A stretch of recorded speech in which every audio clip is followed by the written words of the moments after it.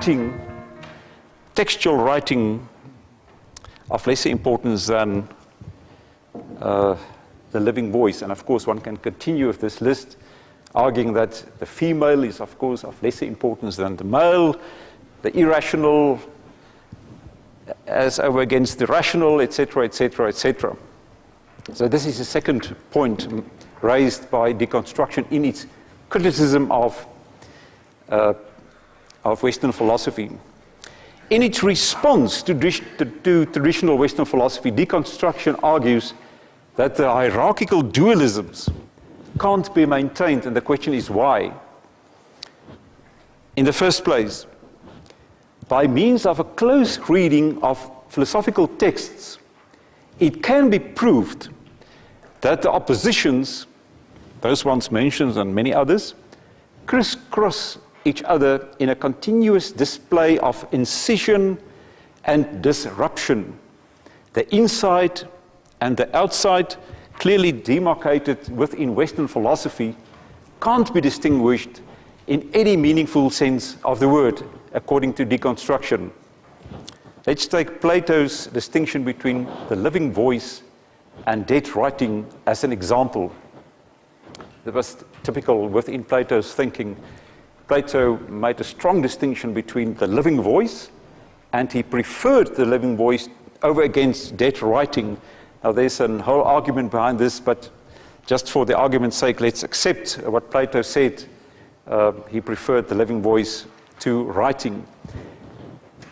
Deconstruction answers this by arguing that there's a deep underlying contradiction within Plato's preference for the living voice, because Plato can't express his preference for the living voice other than by using writing.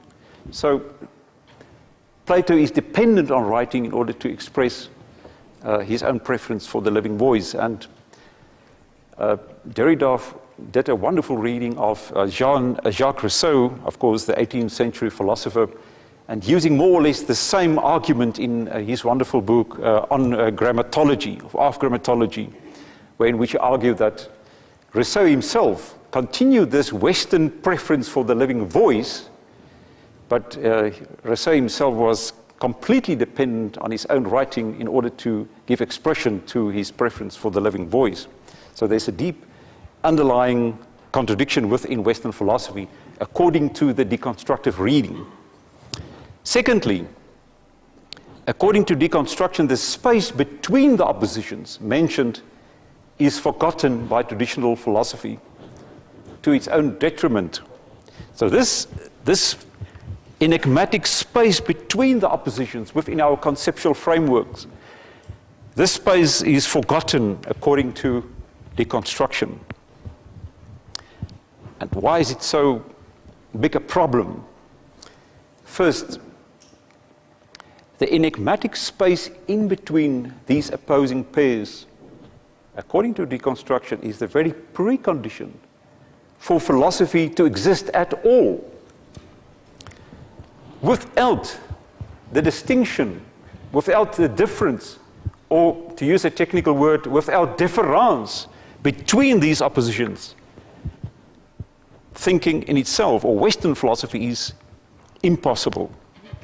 You have to distinguish between these opposing concepts, and only on the basis of these opposing concepts distinguished, they can exist at all, according to deconstruction. So the space in between is the very precondition, says deconstruction, for these philosophical systems to exist at all. Nevertheless, by denying the in-between, philosophy also denies its own condition of possibility. This is very much part of the Western philosophy tradition, that it denied the in-between, and thereby it denied also its own precondition. Secondly, deconstruction also reminds philosophy, Western philosophy, of the fact that the space between is not only the condition of its own possibility, but also the condition of its own impossibility. The space between these concepts not only makes the system possible, it also at the very same time makes it impossible. Why? Because, says deconstruction, the in-between prevents the metaphysical system from making true, or the philosophical system, from making true what it itself promises, namely to isolate the first term of the above-mentioned oppositions, the first term, to isolate the spirit, for example, from the body. This is the ambition, the aim behind philosophy, is to isolate the spirit from the bodily existence, or the transcendent reality, or transcendent being from the immanent beings, etc., or to isolate the voice from what he perceived to be its dangerous other, writing. But this is impossible. This aim to isolate the first one in these oppositions, to isolate it from the other, is impossible. Let's just use the example of the difference between the self and the other. It's another pair that one can refer to. The difference between the self and the other. According to deconstruction, Western philosophy attempted to isolate the self from the appeal made by the other. Typical of Western philosophy, according to deconstruction. But this is not possible, according to deconstruction, precisely because of the strange economy of the in-between. The in-between prevents the self from isolating itself from the other in any final sense of the word. And thirdly, this is another argument raised by deconstruction. According to deconstruction, the unwillingness of philosophy to think the in-between,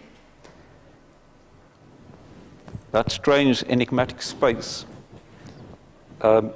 is the reason why it relapses back into nihilism. Nihilism, in terms of the deconstructive argument, is in essence an attempt to escape from the enigmatic space of the in-between. That is the space where conceptual differences are made possible and impossible at the very same time. Therefore, the appeal made by construction to think and embrace the in-between. Now, let me give you only a few examples from art and architecture. In deconstructive art, if one can refer to that art as deconstructive at all, the theme of the in-between is perhaps at the center of attention. And the first example is, of course, Anselm Kiefer's Resurrexit. You are perhaps familiar with this painting. He did it in 73. Now, this is a wonderful illustration of the concept of the in-between. If you can, well, I'm not going to explain this painting in detail, but you will see at the bottom of this painting a snake that's leading one's eye upwards, let's say, from the immanent reality to a transcendent reality. And the whole movement of one's eye is somehow caught in the middle, caught in the in-between, because one is prevented from really fully entering the transcendent reality, because one is faced, although the attention is leading upwards towards the transcendent reality, one is faced with a closed door. So one is faced with this in-between status between the snake and everything that symbolizes, especially within Kiefer's work, the earthly existence, but the transcendent reality is closed. So we are left with this in-between state. This, of course, you are familiar with. This is Peter Eisenman's Wexner. Is it a museum for art? I can't remember. I think it's a museum for art. Let me show the next example. This is absolutely a wonderful illustration of the deconstructive focus on the in-between. This also one can discuss at length, but let's refer to this one. Of course, the grid plays right through the middle of this building. Somehow is Eisenman's attempt to give expression to the concept of the in-between. And of course, it was also exemplified by the broken tower. This is a wonderful object of discussion. You know, the tower is exemplifying, of course, the phallic symbolism, and what's happening here is that the tower is split, and the emphasis is placed on the in-between, on the fact that there's no coherence, there's a disruption within the system, and the same with the idea of the grid placed in between. So these are typical examples of the deconstructive emphasis on the break between those opposing concepts. However, how does the world seen from the perspective of the in-between look like? It is a world where traditional structures are done away with, where old distinctions have no meaning anymore, where everything is possible. I think one can safely argue that this is more or less true of at least postmodernism. In fact, it is a world of pure possibility. By emphasizing the in-between, you are entering a world of pure possibility. I leave it with a quotation from Daniel Bell, a close associate of radical orthodoxy. He argues, or he says, there is a carnivalesque feel to postmodernity, and he includes deconstruction within his use of the concept postmodernity. A kind of anarchistische exuberance, where all that is solid seems to melt into air, where the old order is submerged in disorder, where traditions and foundations of the past seem to crumble in so many fragments that do not disappear so much as float on the chaotic surface of tides and currents of a hyper-individualistic, hyper-libertine, hyper-suspicious age. And the futurists tell us the current volatility, uncertainty, and ambiguity are going to only intensify. So this is what is exemplified by this in-between. It's the world of pure possibility, uncertainty, a collapse of distinctions, etc., etc., etc. You are familiar with the phenomena. And this brings me to radical orthodoxy and Western philosophy. Milbank and his followers present us with a different picture than the one I presented you with. According to Milbank, traditional Western philosophy do not represent the essence of nihilism. On the contrary, Western philosophy is the answer to nihilism, according to Milbank. Why? Milbank's radical orthodoxy accepts that Western philosophy is indeed characterized by the polarities mentioned above.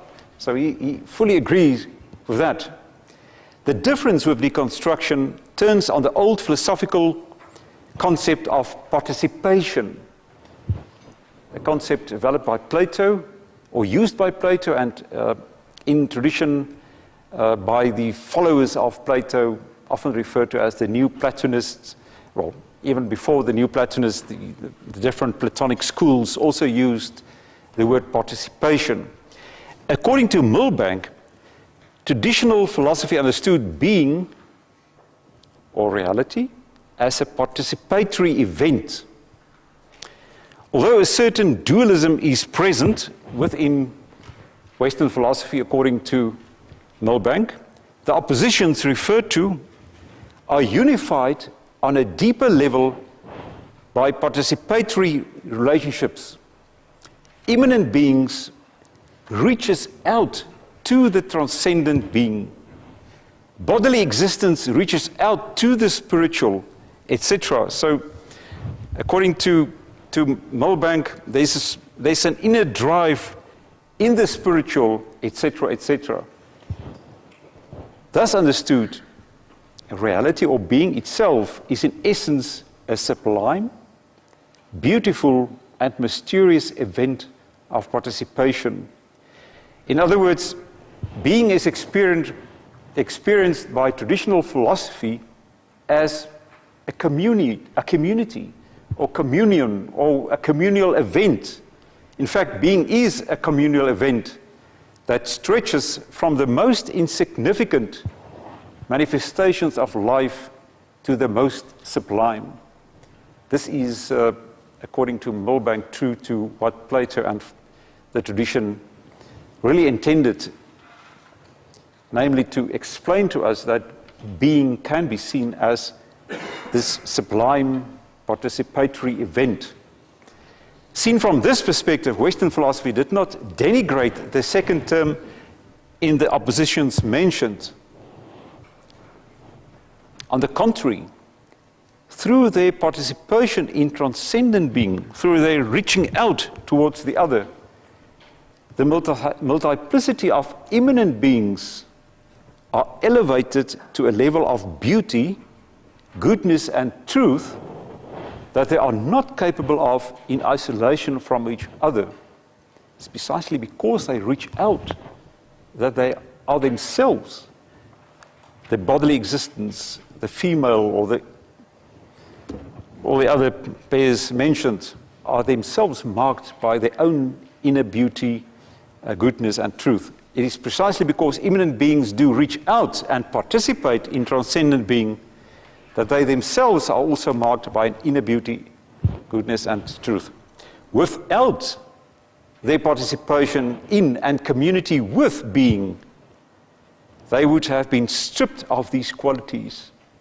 In fact, they would have been reduced to mere dead material in the hands of manipulating human beings. And is this not exactly what happened in modern times? Beings are stripped of their own beauty, goodness, and truth precisely because